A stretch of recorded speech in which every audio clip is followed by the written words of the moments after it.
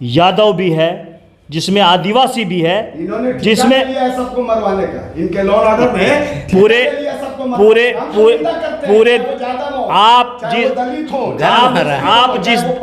जिस दल से आपका जिस दल से गठबंधन है, उससे ज़्यादा जहरीला हिंदुस्तान के तवारीख में हुकूमतें नहीं बनी है। आपको इस चीज़ को स्वीकारना होगा। मौलाद मंजर में 2014 से पहले कुरान जला। मुरादाबाद के ईदगाह के ईद के दिन सुअरों को भेजकर मुसलमानों को कटवाया गया। भागलपुर में क्या 2014 से पहले सरकार भागलपुर में किसकी थी? 2000 में झारखंड अलग राज्य बना। सूबे के मुख्यमंत्री बाबूलाल जी थे। रांची की सड़कों पे गोलियां चलाई गई ईद के दिन, वहां मुसलमानों जी बहस की हत्या हुई। बहस लंबी हुई, गरम बहस जिसकी उम्मीद थी वो हो रही है। अब हम सीधी जानना चाहेंगे बहस क्या होता है। हमारे झारखंड में ये खोट्ठा भाषा में हड़िया कहा जाता है। उन्होंने कहा, और मैं आपको कहता हूं कि आपने जो मंत्रालय दिया श्रीमती बेबी देवी जी को, ठीक ना, मैं स्वागत करता हूं। तो दारुए भी भाग देना था, शराबे वाला भी भाग देना था। वाह मंत्री, वाह मुख्यमंत्री जी, और मैं हेमंत सरकार को बधाई देता हूं। शिक्षा विभाग आपने क्यों छीन लिया उनसे? मॉब लिंचिंग के मामले पर। और जहां तक रही मॉब लिंचिंग की बात, तो इसमें सिर्फ मुसलमान ही मारे जा रहे हैं ऐसी बात भी नहीं है। मैं आपको स्पष्ट कर दूं कि 2021 के बाद जब से रमेश बैस ने वो विधेयक लौटाया मॉब लिंचिंग का, उसके बाद से सिमडेगा में ये संजू प्रधान को मारा गया लाठी डंडे से पीटकर। जय मुर्मू गिरिडीह में उनका मॉब लिंचिंग किया गया। सरकार में हूं, अभी मेरा कार्यकाल 1.25 साल बचा हुआ है। आप धैर्य रखिए। हेमंत सोरेन अक्षरशः अपने बात पे खरे उतरेंगे। उर्दू एकेडमी हो, मदरसा बोर्ड हो, उर्दू विद्यालय की स्थिति हो, निश्चित तौर पर इस चुनाव के बाद बहुत जल्द इस पर घोषणा होने जा रही है। आप सत्ता सरकार में रहें। झारखंड 2002 में अलग हुआ, लगातार 16 साल। मैं अपने मित्र नजरुल हसन हाशमी साहब से कहना चाहूँगा कि आप सरकार का हिस्सा रहे। उस वक्त उर्दू एकेडमी क्यों नहीं याद आया? उस टाइम मदरसा बोर्ड क्यों नहीं याद आया?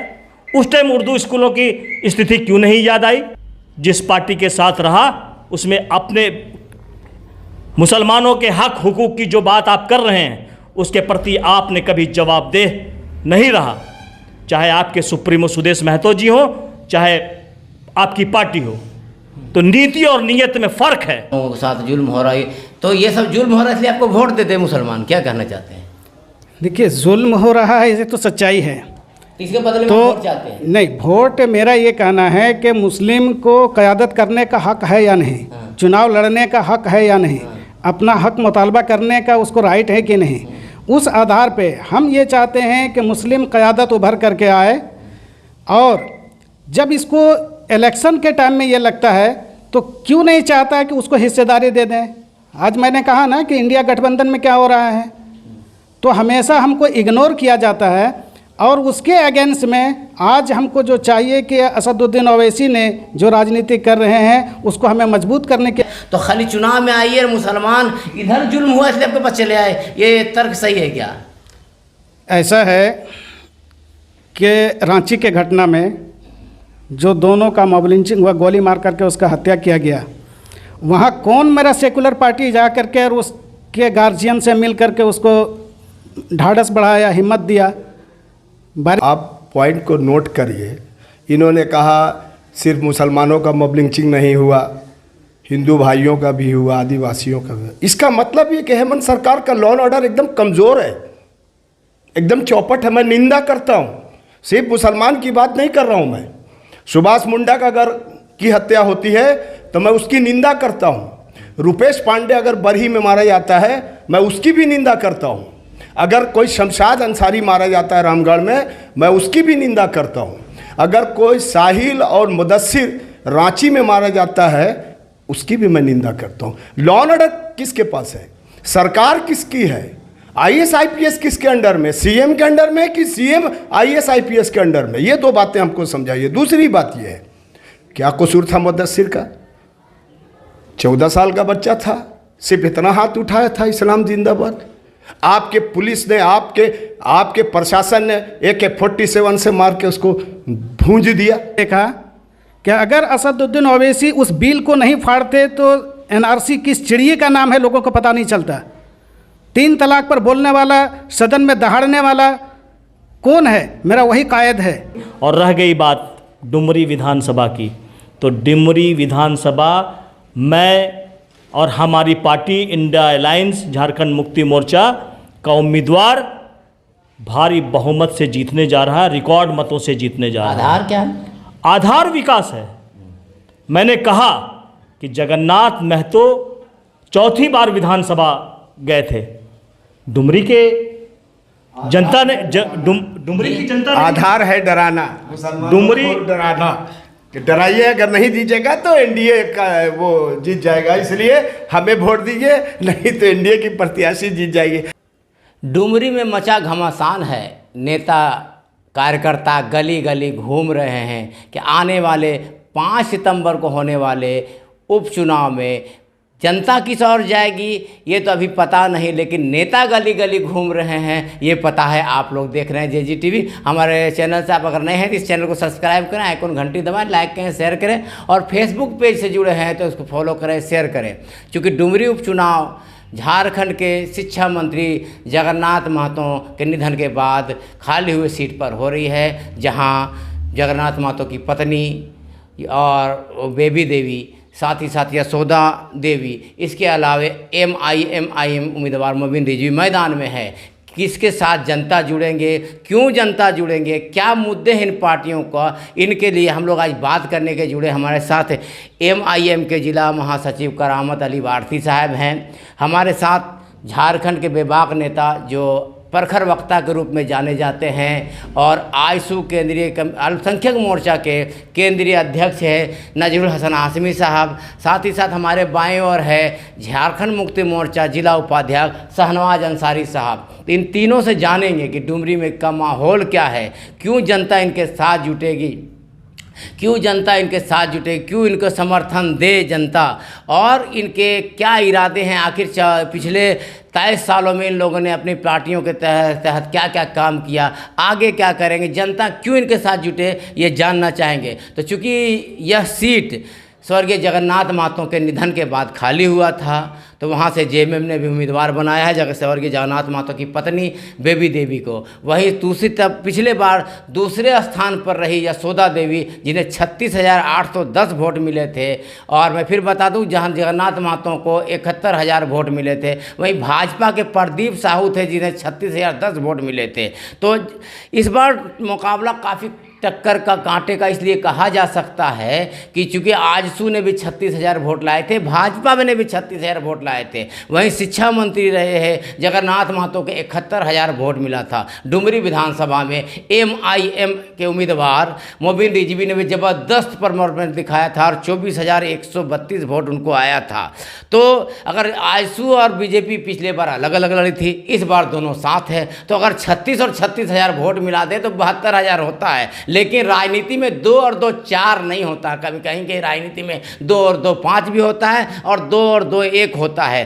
तो लेकिन टक्कर इस मामले में कड़ा है कि दोनों अब इस बार एक हो गए हैं। लेकिन और मोबिन रिजवी भी मैदान में दम ठोक रहे हैं। क्या स्थिति होगा, क्या आकलन होगा, तो 8 तारीख के गिनती के बाद ही पता चलेगा। लेकिन हम इन लोगों के तमाम जो हमारे कार्य नेता मौजूद है, इनसे जानना चाहेंगे क्या इरादे लेके आए। तो सबसे पहले मैं JMM के जिला उपाध्यक्ष हैं और सत्ताधारी दल के हैं, इनके ही नेता के निधन के बाद खाली हुआ है यह सीट, तो चुनाव हो रहा है। तो 3.5 साल तक जगन्नाथ महतो उस क्षेत्र के विधायक रहे, उसके पहले 3 बार और विधायक रहे थे।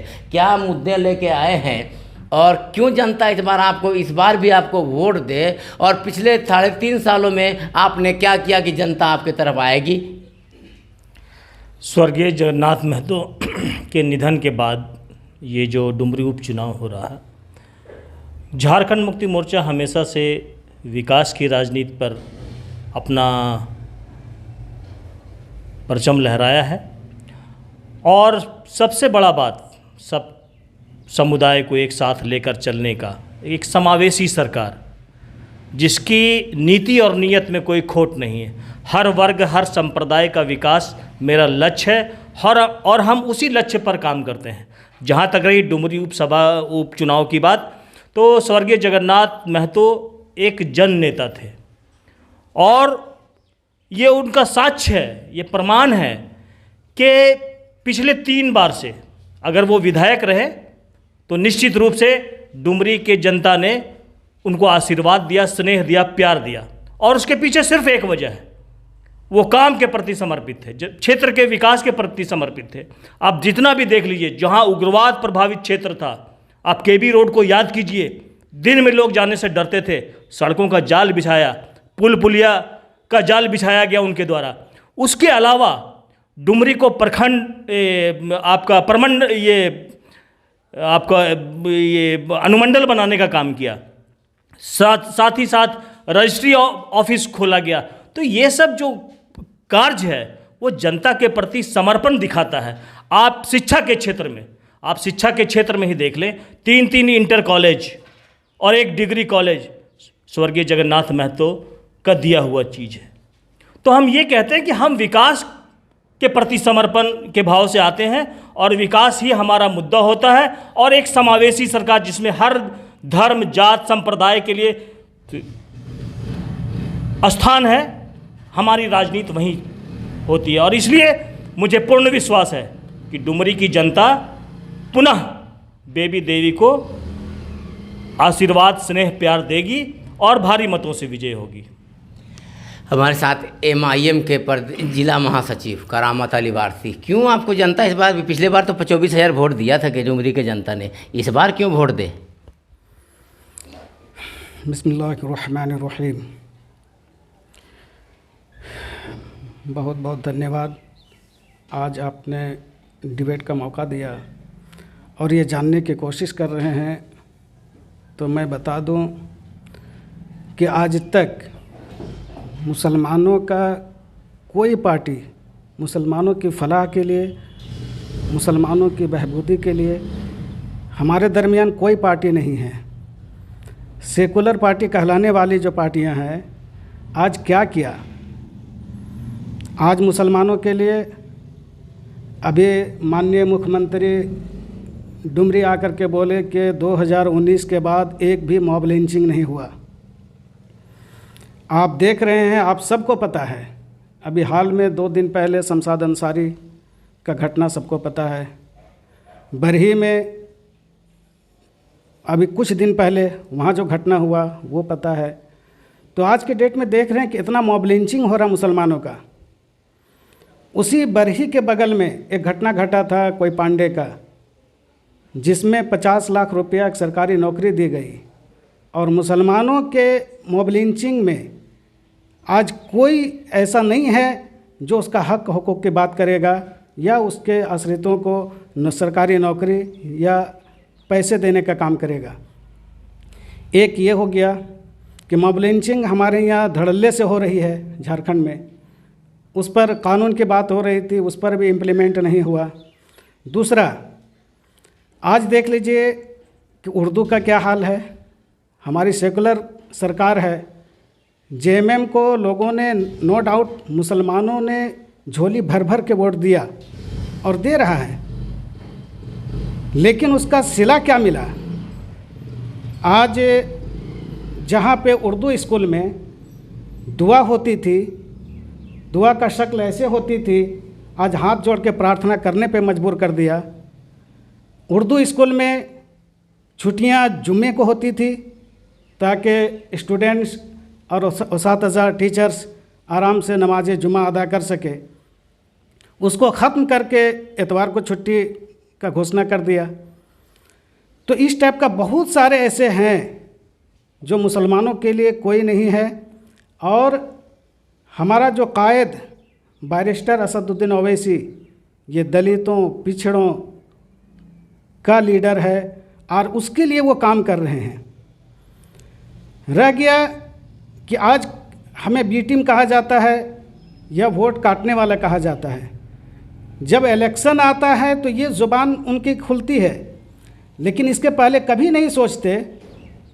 जहाँ पर अभी इंडिया गठबंधन की बात करें तो आपने देखा कि सारे पार्टियां को इंडिया गठबंधन में लिया गया, लेकिन मुस्लिम क़यादत, मुस्लिम लीडर्स जितने थे उसको इग्नोर किया गया। चाहे वो हमारी पार्टी असदुद्दीन ओवैसी की पार्टी हो, या अजमल खान की पार्टी हो, या मुस्लिम लीग की पार्टी हो, किसी को भी इंडिया गठबंधन में नहीं लिया गया। तो क्या है, हम बंधुआ मजदूर हैं, हम सिर्फ दरी बिछाने का काम करेंगे, हम सिर्फ झंडा ढोने का काम करेंगे। मनसा यही है कि मुसलमान कभी लीडर ना बने। मुसलमान जिस दिन लीडर बन जाएगा, हमारा जो दाल रोटी चलता है, हमारा जो मनसा है, उसमें हम पूरा नहीं हो पाएंगे।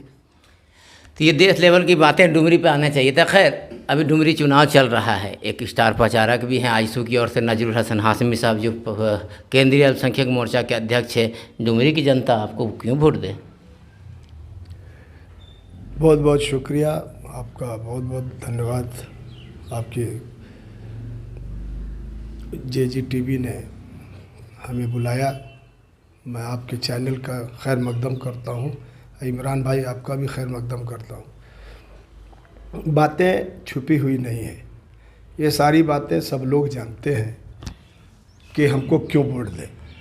हमने आपको 18 साल वोट दिया, आपने क्या किया? अभी हमारे शाहनवाज भाई बोल रहे थे, मेरे अच्छे मित्र हैं, अच्छे दोस्त हैं। ये लोकतंत्र है, और इस लोकतंत्र में आप जो कहते हैं कि हम विकास करते हैं, सर्वदलीय विकास में सब सामाजिक का, हर समाज का करते हैं, हर समुदाय का करते हैं, लेकिन हमको एक बात आप बता दीजिए, ये गिरिडीह विधानसभा के जो विधायक हैं, मेरे बड़े भाई सुदीप विश्वकर्मा और सोनू, ये जाते हैं तो मंच से कहते हैं भेड़िया बोल देते हैं। अरे भाई, ये भेड़िया बोलने का क्या औचित्य है? क्यों बोलते हैं आप किसी को? CM आते हैं, वो बोलते हैं कि 2019 से हमारे यहाँ मॉब लिंचिंग नहीं हुई। मॉब लिंचिंग का अर्थ क्या है, ये तो हमको बता देना चाहिए था, जनता को जानना चाहिए कि मॉब लिंचिंग का अर्थ क्या है। आपके जो IPS लोग हैं, वो प्रेस कॉन्फ्रेंस करके बोलते हैं कि ये मॉब लिंचिंग नहीं है। आप मार देते हैं, इल्ज़ाम लगा देते हैं कि वो तो चोर था, बदमाश था। हम कहते हैं अगर चोर ही था, बदमाशी था, तो आपकी सरकार ने अथॉरिटी दे दिया क्या आप उसको मार दो जान से? कि न्यायालय है, कोर्ट है, हमारे जस्टिस हैं, कानून है, संविधान है। मारने वाले के लिए कोई संविधान नहीं है, आपने पावर दे दिया, और आप ही पावर देकर बोल रहे हैं कि वो ये नहीं था, वो नहीं था। दूसरी बात ये कि ये अभी हमारे करामत भाई बोले MIM के डराया जाता, धमकाया जाता। ये लोकतंत्र है, हमको डरना नहीं चाहिए। जब इलेक्शन आता है तब कहते हैं कि बीजेपी जीत जाएगी, बीजेपी भी जीत जाएगी। कभी ओवैसी साहब को बोलते हैं बीजेपी की बी टीम, कभी हम आजसू को बोलते हैं बीजेपी की बी टीम। तो हम ये जानना चाहते हैं कि माननीय मुख्यमंत्री जी जो झारखंड के हेमंत जी हैं, इन्होंने कभी बीजेपी से गठबंधन किया कि नहीं किया?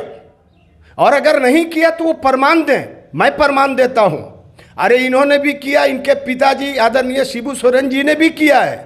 मैं आपको बता रहा हूँ, 2009 में जब सरकार बनी थी अर्जुन के मंत्रिमंडल में, तो आपके हेमंत सोरेन जी 28 महीना उप मुख्यमंत्री थे। इनके एक और विधायक स्वर्गीय सुधीर महतो जी, वो भी 28 महीना झारखंड प्रदेश के उप मुख्यमंत्री थे। और जब अटल बिहारी वाजपेयी की सरकार दिल्ली में बनी, तो केंद्रीय मंत्रिमंडल में आपके आदरणीय शिबू सोरेन जी भारत सरकार के कोयला मंत्री थे। अब इनको बी टीम बोलिएगा कि नहीं बोलिएगा? हमसे ये गिला है कि तू वफादार नहीं। अरे हम वफादार नहीं, तू भी तो दिलदार नहीं। अब मुसलमानों को डराते, धमकाते। हम कहते 1 साल का चुनाव है, आपको हमने 18 साल अवसर दिया, मौका दिया। एक बार हम जेएमएम वाला से कहते हैं, अभी भी है, हम CM से कहते हैं, अभी भी 1 साल के लिए जिता न दिए किसी मुस्लिम को। आपको हम वोट देते हैं, मातों को वोट हम देंगे, दलित को वोट हम देंगे, पिछड़ा को वोट हम देंगे, अगड़ी जाति पिछड़ी जाति को हम वोट देंगे। जब हम मुसलमान चुनाव लड़ेंगे तभी वोट नहीं देंगे। क्यों? ये सौतेला व्यवहार मेरे साथ काहे होता है भाई?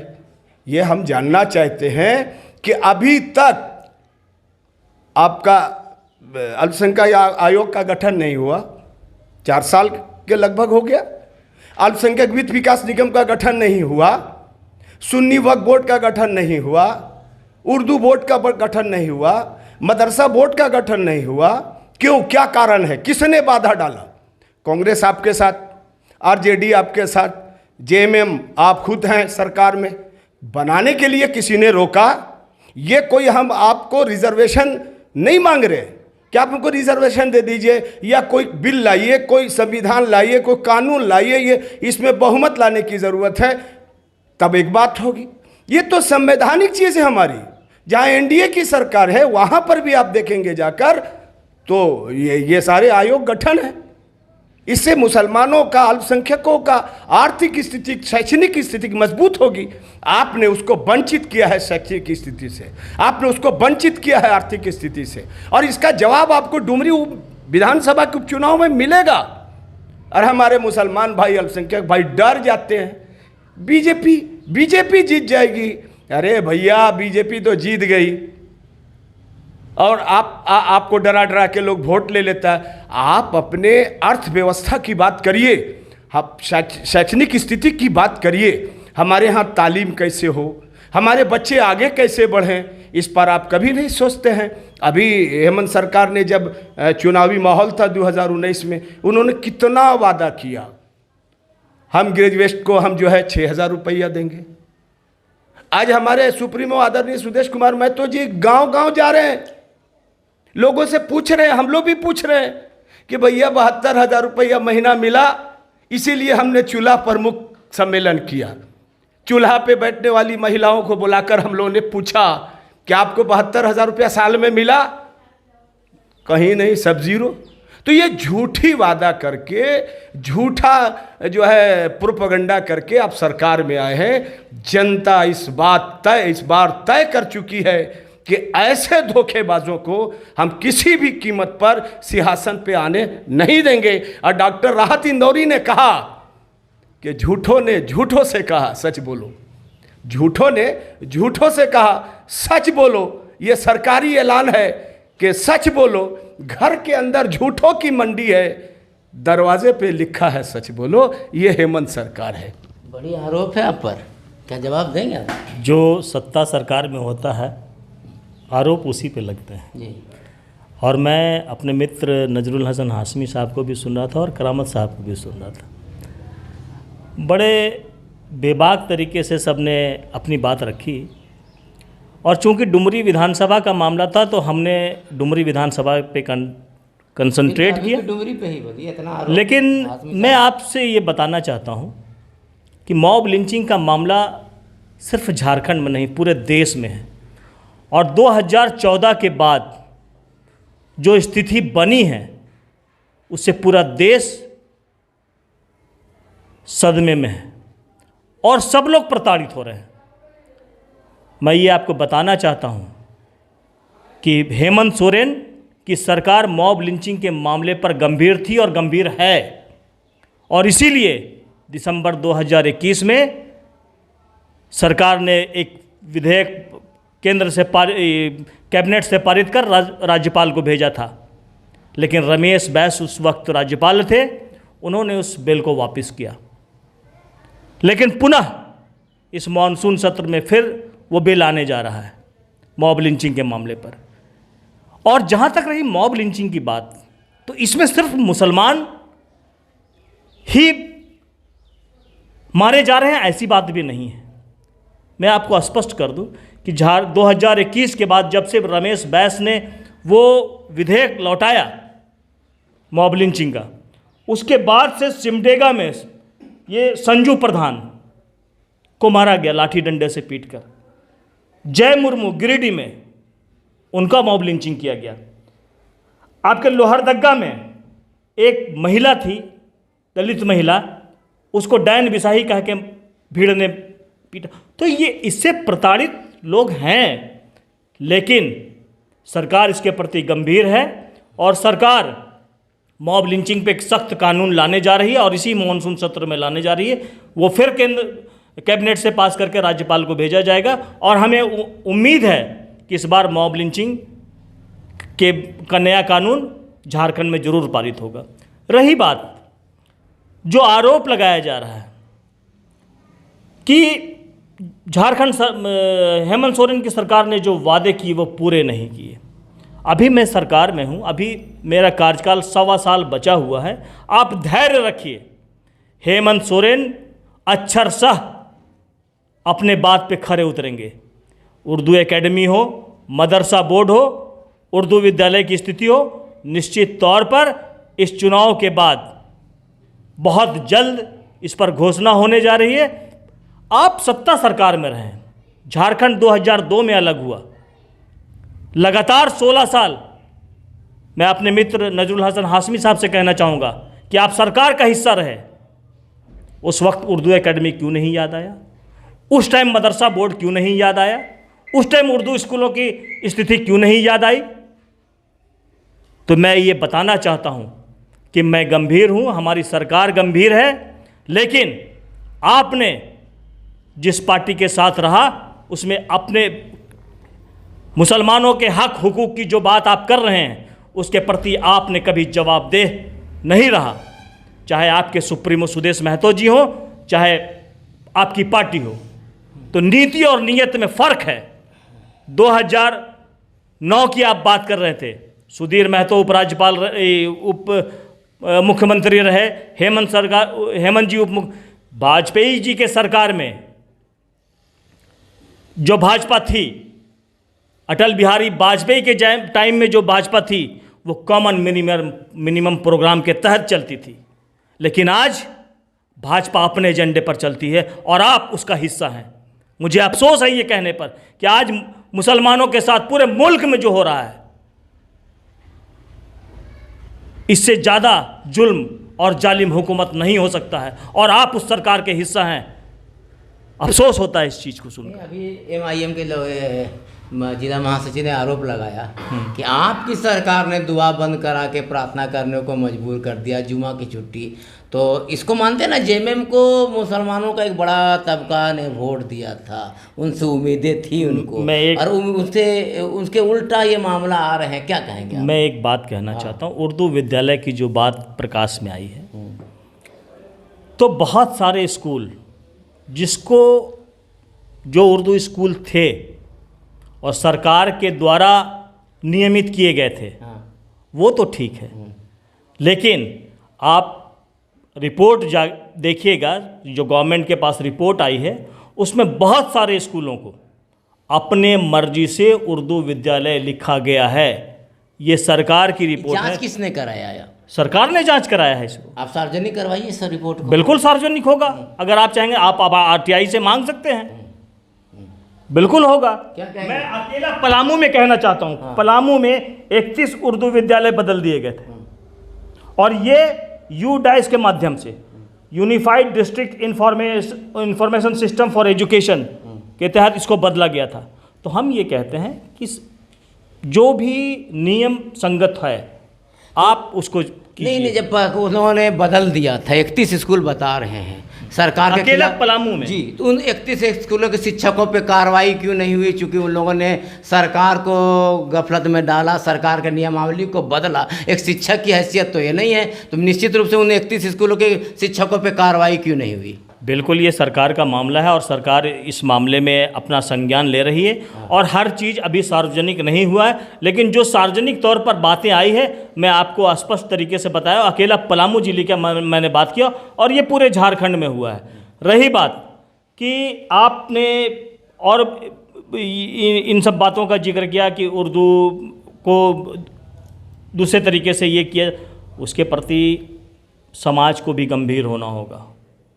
हमारा भी दायित्व बनता है कि हम उर्दू के प्रति कितने गंभीर हैं, हम अपने बच्चों के प्रति उर्दू के प्रति कितने गंभीर हैं। ये सामाजिक स्तर पर भी इसका निवारण होना चाहिए और अब जब सामाजिक रूप से लोग जागरूक होंगे तो निश्चित रूप से सरकार मजबूर होगी, चाहे कोई भी सरकार हो। अगर सामाजिक रूप से आप सुदृढ़ होकर अपना आंदोलन तय करेंगे, तो निश्चित रूप से सरकार को बाध्य होना पड़ेगा और उसके पक्ष में काम करना पड़ेगा।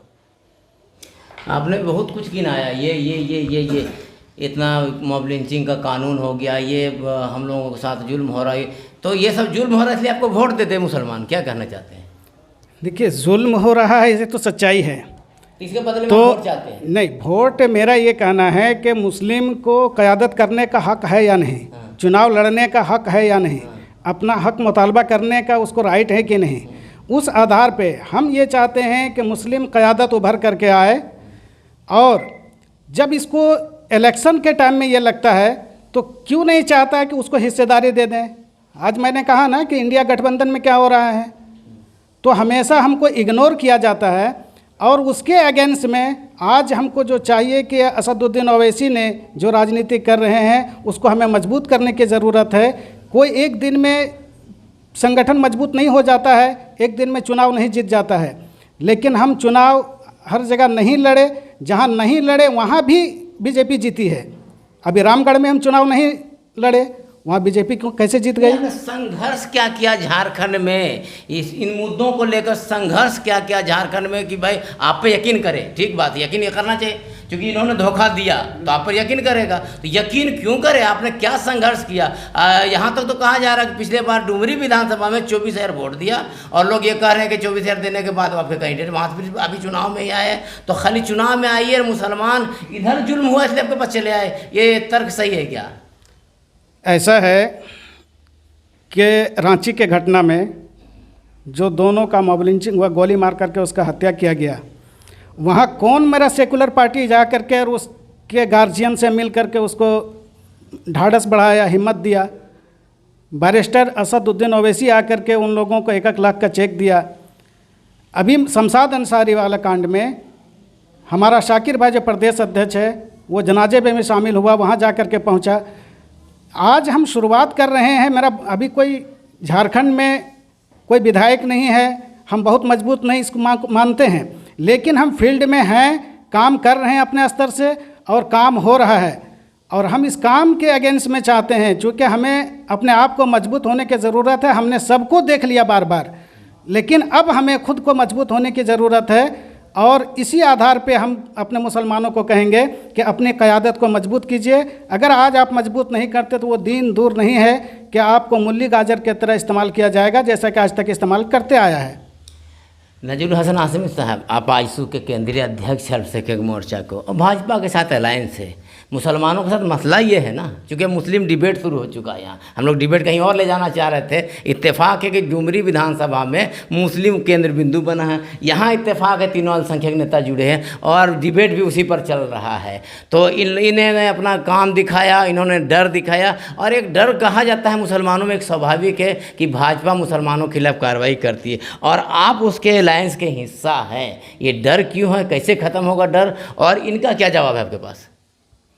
देखिए, शाहनवाज भाई ने अपने ही मुंह से सारी बातें कह दिया। पलामू में ऐसा हुआ, उर्दू के साथ हमला हुआ, इन्होंने खुद ही कह दिया कि अभी मेरा 1.25 साल बाकी है, हम इसको देख रहे हैं। आप पॉइंट को नोट करिए, इन्होंने कहा सिर्फ मुसलमानों का मॉब लिंचिंग नहीं हुआ, हिंदू भाइयों का भी हुआ, आदिवासियों का भी। इसका मतलब ये कि हेमंत सरकार का लॉ एंड ऑर्डर एकदम कमज़ोर है, एकदम चौपट है। मैं निंदा करता हूँ, सिर्फ मुसलमान की बात नहीं कर रहा हूँ मैं। सुभाष मुंडा का अगर की हत्या होती है तो मैं उसकी निंदा करता हूँ। रुपेश पांडे अगर बरही में मारा जाता है मैं उसकी भी निंदा करता हूँ। अगर कोई शमशाद अंसारी मारा जाता है रामगढ़ में, मैं उसकी भी निंदा करता हूँ। अगर कोई साहिल और मुदस्सिर रांची में मारा जाता है उसकी भी मैं निंदा करता हूँ। लॉ एंड ऑर्डर किसके पास है? सरकार किसकी है?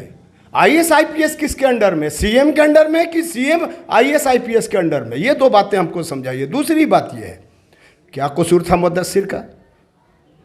14 साल का बच्चा था, सिर्फ इतना हाथ उठाया था, इस्लाम जिंदाबाद। आपके पुलिस ने, आपके प्रशासन ने AK-47 से मार के उसको भूंज दिया। ये हेमंत सरकार है? आप यही जवाब देना चाहते हैं? आप 1.25 साल और मांगते हैं? हमने तो आपको 4 साल के समथिंग दिया और 1.25 साल में कर देंगे लॉ एंड ऑर्डर को ठीक। ये गारंटी है आपकी। जब आप 4 साल के समथिंग में नहीं कर पाए तब आप 1.25 साल में करीब ही हम देखेंगे नहीं देखेंगे सो बात नहीं। लेकिन हम आपसे एक बात हम तो बार बार सरकार गिराने चले आते हैं। भैया सरकार हम काहे को गिराने जाएंगे, जनता मालिक है, जनता ने जनाधार दिया, जनता से इन्होंने वादा किया, जनता लॉ एंड ऑर्डर पर विश्वास नहीं कर रही है, जनता हेमंत सरकार पर विश्वास नहीं कर, मैं थोड़ी कर रहा हूँ। अगर आप अच्छा काम किए होते तो आज डुमरी में मुख्यमंत्री को इतना नहीं आना पड़ता। आज मुख्यमंत्री गली गली घूम रहे हैं, दया की भीख मांग रहे हैं, मुसलमानों को प्रभावित कर रहे हैं। इनके लोग कहते हैं, इनके मुंतरी बोलते हैं हफीजुल अंसारी, चूल्हा प्रमुख आंसू ने किया, अब हम लोग हड़िया प्रमुख करेंगे। अब बताइए ये हड़िया पिलाएंगे सबको? मानिए श्रीमती हाँ, अरे भैया तो हड़िया प्रमुख क्या होता है? हमारे झारखंड में ये खोट्ठा भाषा में हड़िया कहा जाता है। उन्होंने कहा, और मैं आपको कहता हूं कि आपने जो मंत्रालय दिया श्रीमती बेबी देवी जी को, ठीक ना, मैं स्वागत करता हूं। तो दारुए विभाग देना था, शराबे वाला विभाग देना था। वाह मंत्री, वाह मुख्यमंत्री जी, और मैं हेमंत सरकार को बधाई देता हूं। शिक्षा विभाग आपने क्यों छीन लिया उनसे? कारण क्या है? आखिर कोई कारण तो होगा ना। स्वर्गीय जगन्नाथ महतो जी चले गए तो ये लग रहा था बुगला की तरह सीएम टकटकी निगाहों से देख रहे थे कि कब जगन्नाथ महतो जाए और हम शिक्षा विभाग अपने पास रख लें। यही मामला हो सकता। आखिर बेबी देवी एजुकेटेड नहीं है क्या? शिक्षित नहीं है क्या? शिक्षा का अनुभव नहीं है क्या? क्यों उनसे विभाग ले लिया गया? जो विभाग था वो विभाग रहने देते। ये दारू विभाग देने का क्या मतलब? नहीं है अनुभव, और नहीं, हाँ तो अनुभव नहीं है। मैं यही तो एक्सेप्ट करवाना चाहता हूँ ना कि अनुभव नहीं है। अब बगैर अनुभव वाले को आपने बना दिया। खैर मैं स्वागत करता हूँ। दूसरी बात यह है, आज मुसलमानों ही को टारगेट क्यों बना रहे हैं? मैं पूरे डुमरी विधानसभा का क्षेत्र देखा हूँ, हर जगह जाकर देखा हूँ। अभी हमारे शाहनवाज भाई ने कहा कि एकदम जाल उन्होंने बिछा दिया। चलिएगा मेरे साथ, आप तो मीडिया वाले हैं, चलिए हमारे साथ, चलिए मैं दिखाता हूँ कौन से मुसलमान के गांव में सड़क बनी है, कौन से मुसलमानों के रोड की कम्युनिकेशन अच्छी है, कौन से मुसलमानों में इन्होंने मदरसा का बहुत बड़ी बड़ी बाउंड्री बना दिया, जरा दिखा दीजिए हमको। अच्छा, अगर वहाँ अनियमितता के तहत था उर्दू लिखा हुआ तो आपकी सरकार के लोगों ने जाके उसको काली पोत दिया। यही मुसलमानों से हमदर्दी है। मुसलमानों को बुलाते, बैठ के मीटिंग करते, ये देखिए ऐसा ऐसा मामला है। एनडीए सरकार में कभी नहीं कोई उर्दू पर काली पोता गया, ब्लैक पेंट से लिखा गया। आप तो मीडिया वाले हमको बता दीजिए आखिर ऐसा क्यों हुआ? सरकार आपकी बहुमत में सरकार, हम क्यों गिराने जाएंगे? आप जबरदस्ती विश्वास प्रस्ताव लाते हैं, हम लोग कुछ नहीं करते, आप जबरदस्ती लाते हैं। आपको इतना डर भय हो गया है ईडी का, सीबीआई का। अरे यार हम एकदम बिल्कुल सच्चे हैं, पाक साफ है। देखिए मेरा सादा कुर्ता, कहीं दाग नहीं है। दाग हो तो हम इसको जाएंगे साबुन से छोड़ाएंगे, जब दागे नहीं तो हमको काहे को छोड़ाने की जरूरत पड़े? ईडी सीबीआई से डर काहे को रहे हैं? अब बिंदास जाइए, अब जवाब दीजिए। तो कहने का मेरा मतलब यह है कि जहां पर होता है इलेक्शन का जमाना, मुसलमान को टारगेट किया जाता है। नहीं दोगे बीजेपी जीत जाएगी, बीजेपी जीत जाएगी, बीजेपी जीत जाएगी। अरे भैया रुपेश पांडे मरा बरही में, मैं उसकी निंदा करता हूं, लेकिन आपके यही गिरिडीह के विधायक सोनू भाई गए वहां, पूरे हेमंत मंत्रिमंडल को लेकर पूरे कैबिनेट के मंत्री वहां पहुंचे हैं, 5 लाख रुपया दिया, नौकरी दिया। आपने मुदस्सिर के घर वालों के यहाँ नहीं जाना पसंद किया, आप साहिल के घर वालों के यहाँ जाना पसंद नहीं किया। तबरेज अंसारी की बीवी शाइस्ता परवीन, आपको याद होगा, गवर्नर के यहाँ धरना बैठी, सीएम के यहाँ गई, सीएम मिलना पसंद नहीं किए। और आप कहते हैं मुसलमानों की हितैषी सरकार है। आप हम पर आरोप लगाते हैं, सरकार आपकी है और हित की बात हमसे करते हैं आप, और आप उर्दू की बात करते हैं। आप दिखा दें आपको। आज भी मैं कहता हूँ, अभी भी मेरे पास देख लिए 2003 का, ये हमारे पास 2003 का ये लाइसेंस है। अब देखिए यहाँ उर्दू लिखा है, यहाँ पर देखिए उर्दू लिखा है। देखिए करामत भाई आप उर्दू से देखिए, शाहनवाज भाई ये उर्दू से मेरा दस्तखत है। कौन कहता है उर्दू को तरजीह मिली? आपने उर्दू को कमजोर कर दिया। आप कहते हैं कि जगन्नाथ में तो 3 कॉलेज बनवा दिए डुमरी में, कि डुमरी ही में क्यों, बगोदर में क्यों नहीं? और उसमें एक मुस्लिम कॉलेज क्यों नहीं बनाया? आपने छात्राओं के लिए बनाया होता, मुस्लिम महिलाओं लड़कियों के लिए बनाया होता, मुसलमान लड़कों के लिए बनाया होता। आपने कुछ नहीं किया और आप मुसलमानों का वोट मांग रहे हैं। भारी पड़ रहे हैं क्या इधर? ऐसा है कि आरोप लगाना तो बहुत आसान है, लेकिन डिग्री कॉलेज और इंटर कॉलेज की बात भाई नजरुल हसन हाशमी साहब कर रहे थे। तो शिक्षा के जगत में अगर हम धर्म आधारित इंटर कॉलेज और डिग्री कॉलेज खोलने लगे तो ये मुनासिब नहीं है।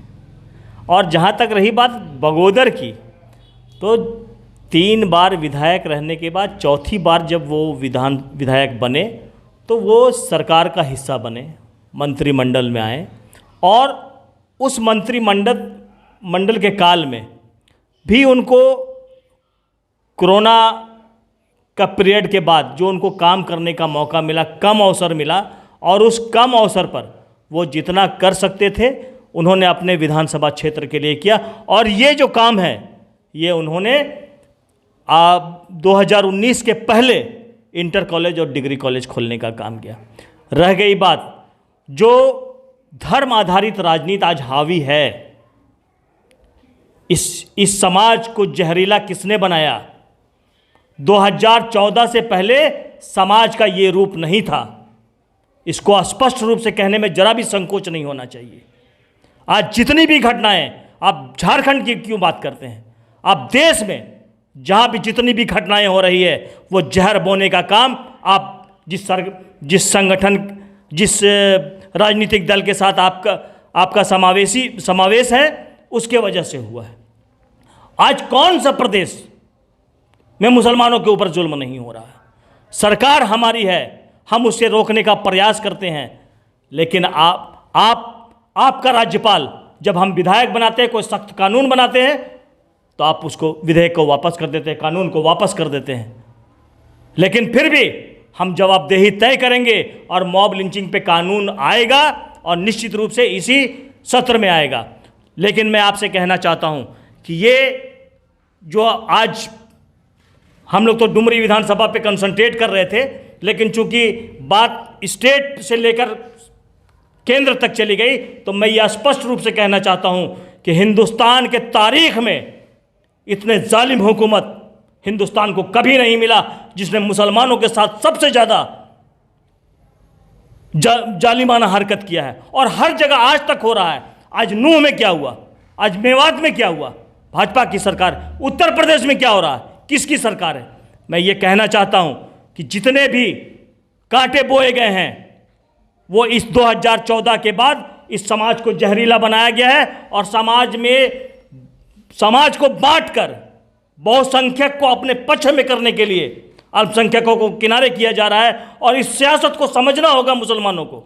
नहीं, आपकी पार्टी क्या कर रही, किनारे ना हो उसके लिए आपकी पार्टी क्या कर रही? मेरी पार्टी हर संप्रदाय धर्म को साथ लेकर चलने का एक समावेशी योजना हमेशा से रहा है और उसी पे अपना काम कर रही है। और हम विकास की ओर अग्रसर हैं और विकास मेरा पैमाना है।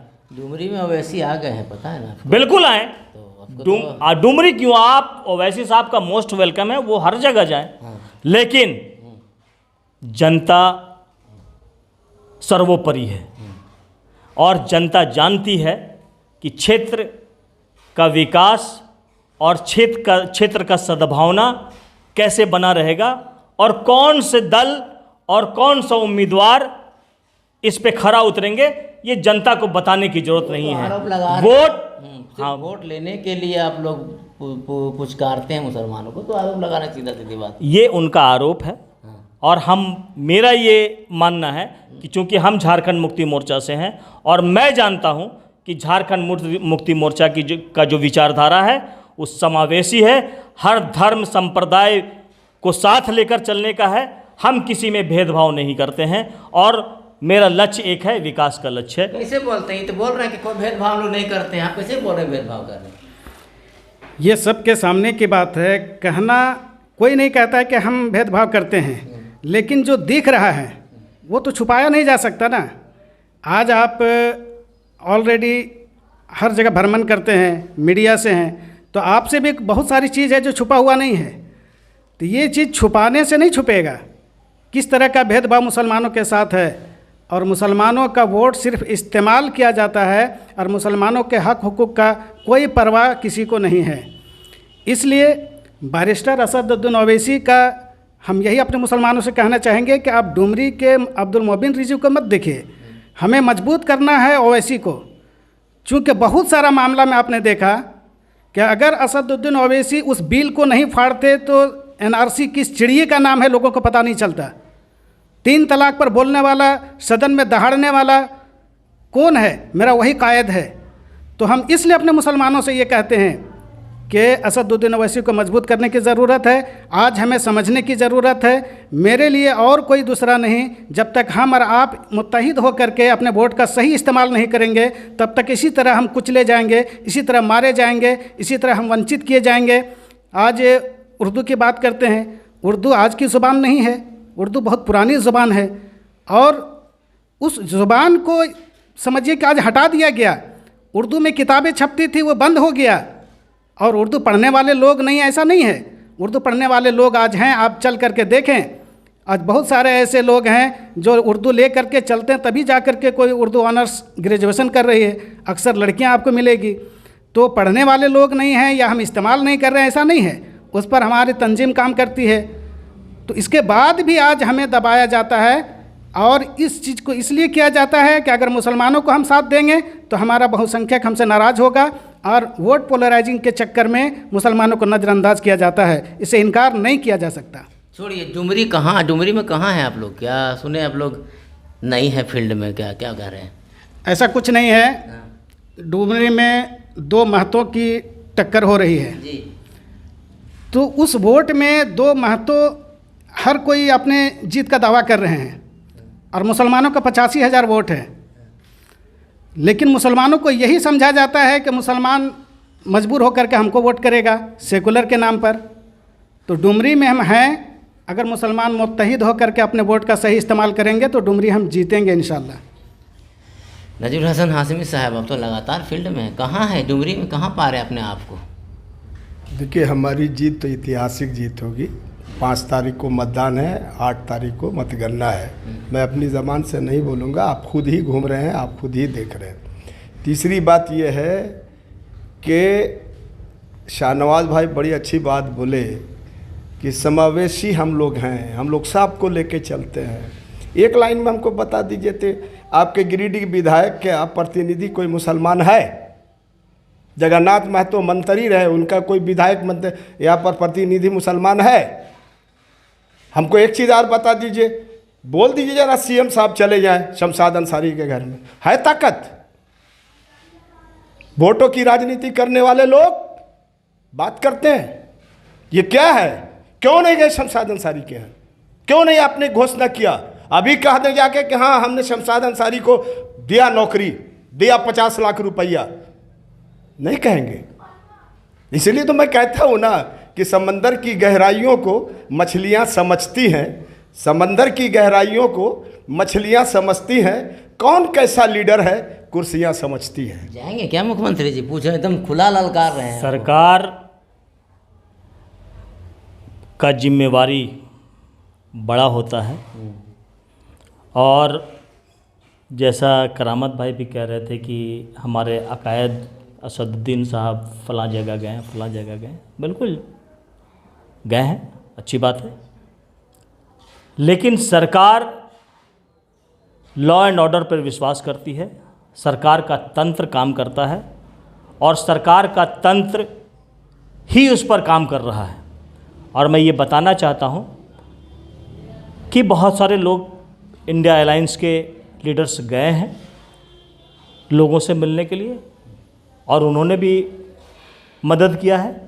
रह गई बात जहाँ तक सरकार की, तो यहाँ अभी आचार संहिता भी लगा हुआ है, और इस मामले में सरकार कोई पहल करे ये मुनासिब भी नहीं है, और कानून भी इसकी इजाज़त नहीं देता है।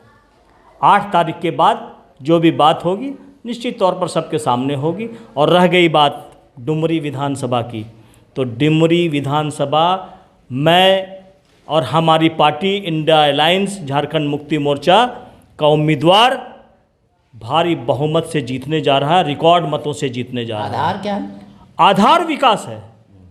मैंने कहा कि जगन्नाथ महतो 4थी बार विधानसभा गए थे, डुमरी के जनता ने डुमरी की जनता ने आधार है डराना, डुमरी डराना। डराइए, अगर नहीं दीजिएगा तो एनडीए का वो जीत जाएगा, इसलिए हमें वोट दीजिए, नहीं तो एनडीए की प्रत्याशी जीत जाएगी। हम कहते हैं आचार संहिता लागू, चलिए ठीक है, शमशाद अंसारी के आप बोलते हैं, मैं मानता हूँ। हमको ये बता दीजिए ना, मुदस्सिर के वक्त में क्या आचार संहिता लागू था, साहिल के वक्त में क्या आचार संहिता लागू था। अभी इफ्तिखार खान आपका बरही में पुलिस के कस्टडी में हाजत में मार दिया गया, जिंदा गया, वापस आया नहीं, मरा हुआ आया। लॉ एंड ऑर्डर है, जवाब दीजिए, कहाँ लॉ एंड ऑर्डर है आपका? मैं कहना आपका तो लॉ एंड ऑर्डर है। मैं कहना चाहता हूं कि आप मौत पर सियासत मत कीजिए। मैंने आपको नाम गिनवाया मॉब लिंचिंग का, जिसमें यादव भी है, जिसमें आदिवासी भी है, जिसमें सबको मरवाने का इनके लॉ एंड ऑर्डर में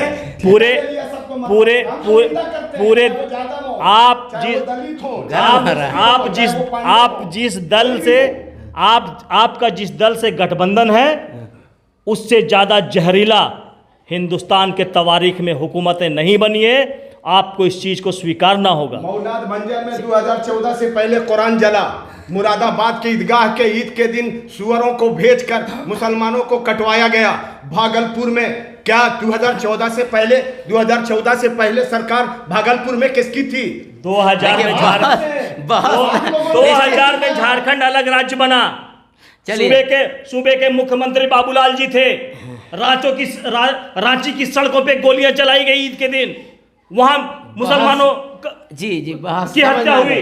बहस लंबी हुई, गरमा गरम बहस जिसकी उम्मीद थी वो हो रही है। अब हम सीधा सीधी जानना चाहेंगे, बहस बात निकलेगी तो बहुत दूर तक जाएगी, ये दोनों तरफ का इशारा है। निश्चित रूप से आप जो कहें, केंद्र बिंदु जो है डुमरी में आज केंद्र बिंदु तो वो है जिसके और इशारा कर रहे हैं, पीछे भी वो जा रहे हैं। कहीं ना कहीं आप पार्टी से अपनी अपनी पार्टियां हैं, अपनी अपनी बातें रखते हैं, बिल्कुल रखिए, लेकिन एक समुदाय है जिस पर आप तीनों का टारगेट है, जिनको बहुत सॉफ्ट टारगेट आप लोगों तीनों ने बनाया है, वो कहीं ना कहीं हाशिए पे जा रहा है। उम्मीद करेंगे हम लोग उसके विकास के लिए आप बात करें, अच्छा रहेगा। एक ईमानदार पहल हो, तीनों पार्टियों की औरतें उस और अन्य पार्टियों की औरतें जिस तरह ललायित हैं आप सभी लोग उस वोट के लिए, MIM हो, आईसू हो, JMM हो, कांग्रेस हो, तो हम लोग भी उस समुदाय से बिलोंग करते हैं निश्चित रूप से। तो हम लोग चाहेंगे उस केंद्र बिंदु को, जब चुनाव में वो समुदाय केंद्र बिंदु आता है तो अन्य विकास कामों में और सरकारी योजनाओं में, शिक्षा में, तमाम जगह उस केंद्र बिंदु को भी याद रखा जाए।